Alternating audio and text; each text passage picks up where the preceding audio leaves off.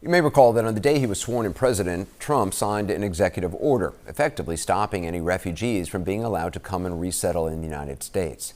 Now, there's an act passed by Congress called the Refugee Act, which allows for as many as 125,000 refugees in this fiscal year, people who can prove they're being persecuted or fear persecution because of race or religion or political beliefs. And nowhere near that number has been allowed in by the time Mr. Trump took office and shut it all down. But just a few weeks later, President Trump announced that he was making an exception, and not only that, he would expedite the processing of refugee claims by one group of people from Africa. Now, you might think it's some women and children who've been maybe sexually assaulted in the conflict in the Eastern Democratic Republic of Congo, a place that's seen fighting for decades.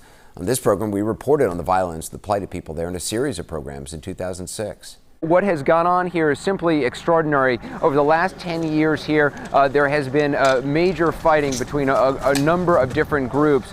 It has been the deadliest war in our lifetime, the deadliest war since World War II. Some 3 to 4 million people have died in this country, and their deaths have virtually gone unnoticed. And there's a whole new round of fighting that's been going on in eastern Congo between the government and an armed group called M23. Thousands have died, hundreds of thousands displaced, and widespread reports of sexual violence against women.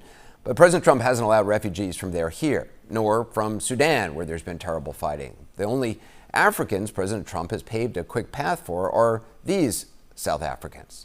And yes, they are white. They are Afrikaners, descendants of Dutch settlers to South Africa. This is the first group of people granted refugee status to enter the U.S. since the president entered his second term. On February 7th, President Trump signed this executive order carving out an exception for the Afrikaners, the white minority who created the racist apartheid regime in South Africa and ruled there cruelly and brutally until 1994.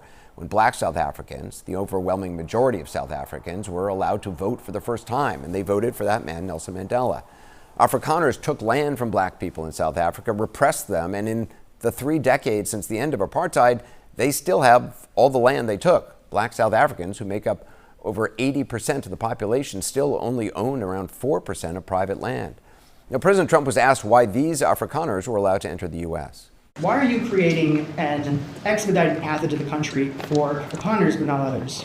Because they're being killed, and we don't want to see people be killed. It's a genocide that's taking place that you people don't want to write about, but it's a terrible thing that's taking place, and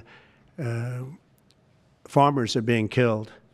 They happen to be white, but whether they're white or black makes no difference to me, but white farmers are being brutally killed, and their land is being confiscated in South Africa. And the newspapers and the media, television media, doesn't even talk about it. If it were the other way around, they'd talk about it. That would be the only story they'd talk about. And I don't care who they are. I don't care about their race, their color. I don't care about their height, their weight. I don't care about anything. I just know that what's happening is terrible. I have people that live in South Africa. They say it's a terrible situation taking place. So we've essentially extended citizenship to those people to escape from that violence and come here.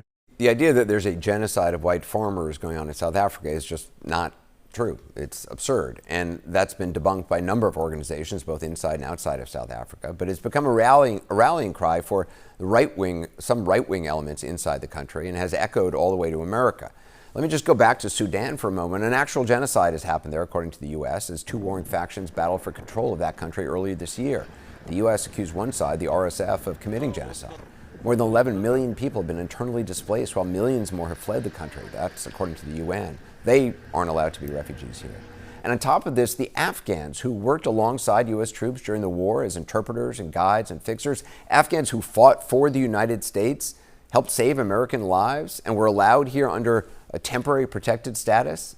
Well, now we learn that status is not going to be renewed next week, according to the Department of Homeland Security, which means many who helped save U.S. lives may be deported starting in July.